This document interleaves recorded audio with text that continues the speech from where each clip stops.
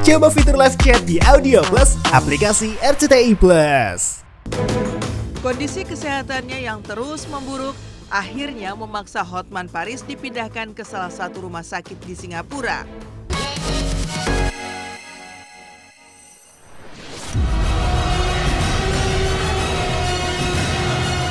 Sempat pingsan di persidangan, Hotman Paris ungkap sakitnya karena digigit berang-berang dan dirawat di kamar penthouse rumah sakit Singapura. Rasman sindir Hotman untuk istirahat saja karena sudah tua dan teguran dari Tuhan. Konflik panas antara dua pengacara Hotman Paris Hutapea dengan Rasman Arif Nasution terus mencuri perhatian publik. Belum mereda Rasman dan Firdaus yang membuat ricuh di sidang sebelumnya saat di sidang lanjutan kasus mereka yang digelar di Pengadilan Negeri Jakarta Utara 20 Februari lalu, kondisi kesehatan Hotman tiba-tiba saja memburuk. Sang pengacara bling-bling itu bahkan sempat pingsan dan sempoyongan saat hendak dibawa ke rumah sakit. Selepas itu, Hotman pun harus menjalani perawatan di rumah sakit sejak tanggal 21 Februari 2025. Lantas, apa yang membuat kondisi Hotman Paris tiba-tiba saja drop? Benarkah selain karena kesibukan yang teramat padat, insiden berenang dan digigit berang-berang peliharaannya menjadi penyebab lain?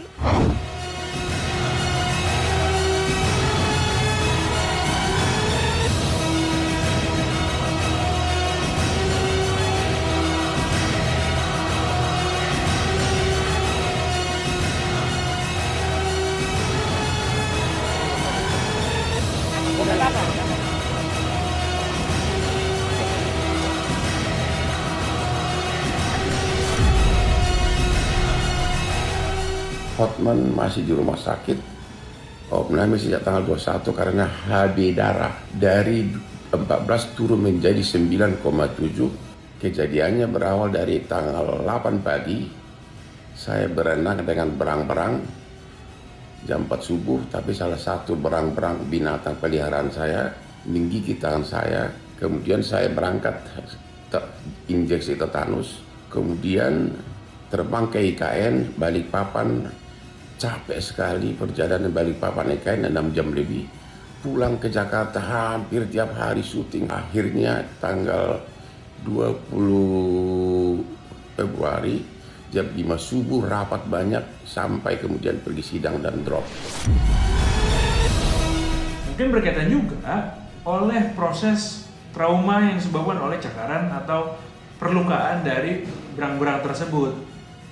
Kalau HB-nya turun, tentunya HB ini kan fungsinya untuk membawa oksigen dari paru ke seluruh tubuh supaya sel-sel tubuh bisa makan, bisa beraktivitas.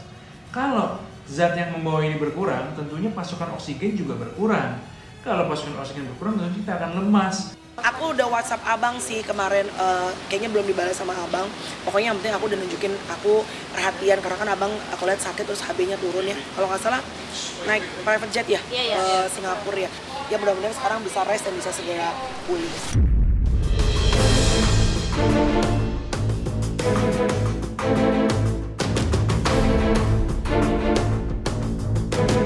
Kondisi kesehatannya yang terus memburuk akhirnya memaksa Hotman Paris dipindahkan ke salah satu rumah sakit di Singapura. Tak tanggung-tanggung, Hotman diterbangkan ke negeri Singa dengan menggunakan jet pribadi. Setibanya di rumah sakit, Hotman langsung menjalani perawatan di penthouse mewah rumah sakit dengan tarif menginap yang super wah. Mencapai $16.000 Singapura per malam atau setara 194 juta rupiah, hampir 200 juta rupiah.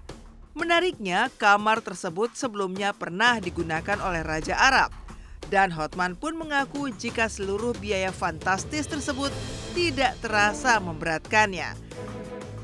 Lantaran sebagai pengacara berlabel internasional dan memiliki klien dari kalangan konglomerat dalam dan luar negeri, uang sebesar $16.000 Singapura bisa dihasilkannya hanya dalam hitungan 1 hari saja.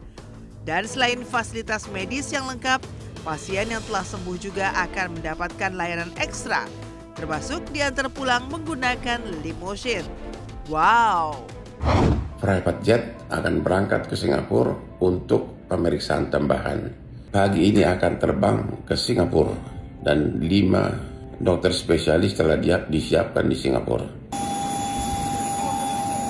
1 kamar penthouse di rumah sakit Singapura. 1 malam $16.000. Tapi itu udah termasuk dikasih, coba lihat nih, mobil limousine, coba lihat nih, tulis nih. Kerja 18 hari memang bisa dapat $16.000, berarti sehari kerja saya di Jakarta habis di sini semalam nginap, ya, menginap di kamar Raja Arab penthouse room. Jam 4 subuh dari penthouse, ini bukan kamar hotel, ini adalah penthouse-nya, ya. Haha, ini dia nih. Nggak bisa tidur gua. Oke, ini Singapura, berantakan kamar Hotman, ya. Kamarnya luas banget. Ini Hotman ya? Iya, sakit gimana tuh, 30 menit yang lalu di Singapura ya. Dulu ketika Alvin Lim dibawa ke Cina, begini juga postingannya. Begini kan, saya nggak kebayang nih orang yang begitu gagah berani. Terus ini dia tunjukin apa ini, limousine service. Ya sudahlah, cuma satu yang pesan saya, kita sebagai manusia tidak boleh menolak tua. Yang kedua, jangan perbanyak musuh. Yang ketiga, hilangkan dendam. Yang berikutnya, mendekatlah ke diri Tuhan.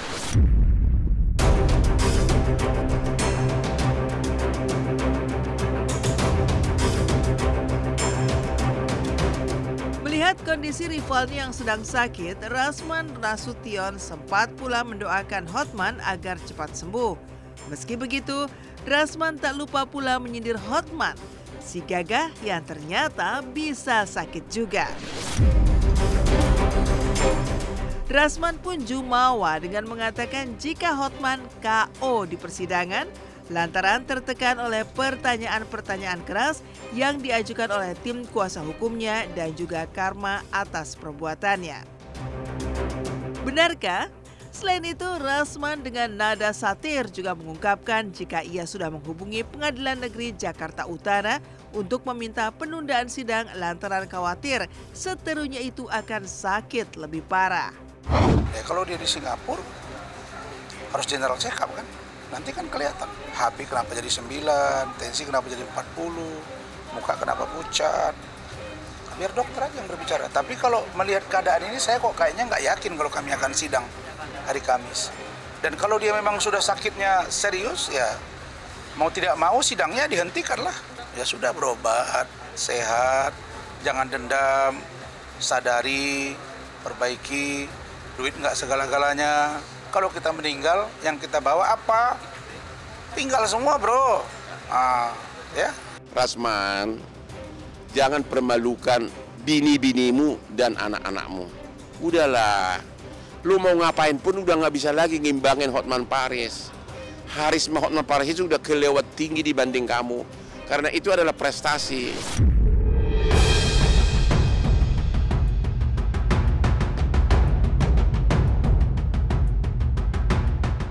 Lucunya, di saat Hotman sedang menjalani perawatan di rumah sakit mahal, Rasman yang berita acara sumpahnya sudah dibekukan, justru tengah serius mengurus kliennya yang telah ditetapkan sebagai tersangka dan ditahan atas dugaan kasus asusila.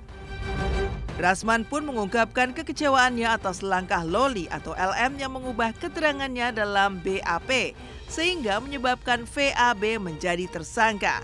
Lantas benarkah Rasman akan melaporkan LM lantaran dituding mengubah keterangannya di BAP?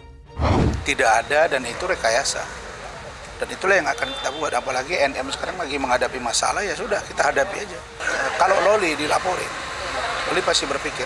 Makanya saya bilang, Loli, sebelum terlambat, kamu pikir sendiri. Apakah BAP itu dipaksakan atau apa? Kita kan udah ngomong aja, kan masih boleh dia memberi keterangan berubah. sebelum sampai di persidangan. Dan melapor itu kan tidak mesti juga harus padel kan, bisa saja juga kita melalui keluarganya. Dia kecewa berat dengan tindakan Loli, keluarganya juga kecewa berat, dan saya juga kecewa. Saya berharap Laura juga bisa memahami bagaimana nak seorang ibu lagi memperjuangkan, lagi melindungi, lagi menjaga kamu, lagi memberikan keadilan buat kamu. Saya berharap juga Laura bisa menjaga dan menyayangi mamanya seperti kejadian kemarin.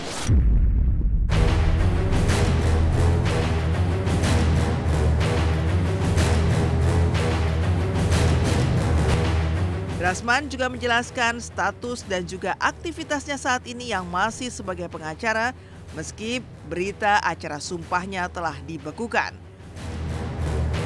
Drasman berdalih hal itu terjadi lantaran organisasi profesi yang menaunginya hingga kini masih terus melakukan koordinasi dengan Mahkamah Agung terkait pembekuan berita acara sumpahnya itu. Lantas, apa kata Rasman soal orang tua dari LM yang telah ditetapkan sebagai tersangka terkait kasus dugaan pemerasan dan pencucian uang yang menyasarnya? Dan seperti apa pula reaksi Fitri Salhuteru dan juga kubu Dr. Reza Gladys terkait penetapan Ibunda LM sebagai tersangka? Apalagi mamanya sekarang tersangka dan hukumannya berat. Berseteru dengan saya, akhirnya berseteru dengan Fitri Salhuteru, akhirnya berseteru dengan Reza Gladys, berseteru dengan si Sheila Saukia. Nah, baru kemudian geng-gengan orang ini. Dia dengan dokter Okinya misalnya ya, diduga ya. Dia juga dengan si doktifnya misalnya. Saya dengan dia ribut kemana-mana. Ujung-ujungnya ini tersangka, terus kasus menunggu. Ya babak belur lah kalau menurut saya, babak belur. Ya tanggapannya semua yang berkasus dengan hukum ya harus kooperatif, gitu aja. Saya nggak terlalu ingin berkomentar tentang masalah yang bukan menjadi urusan saya. Tetapi selayaknya warga negara Indonesia kalau memang ada masalah dilaporkan atau melaporkan, ya sudah kooperatif aja gitu. Apalagi kan sudah tersangka katanya, mau lari kemana? Ya selamat, mudah-mudahan sehat, selama mengandung sehat, ibu dan bayi sehat, sampai melahirkan sehat. Ngapain juga dia melakukan memeras seseorang? Dia punya kesibukannya aja sudah begitu banyak. Mustahil dia melakukan hal yang seperti itu.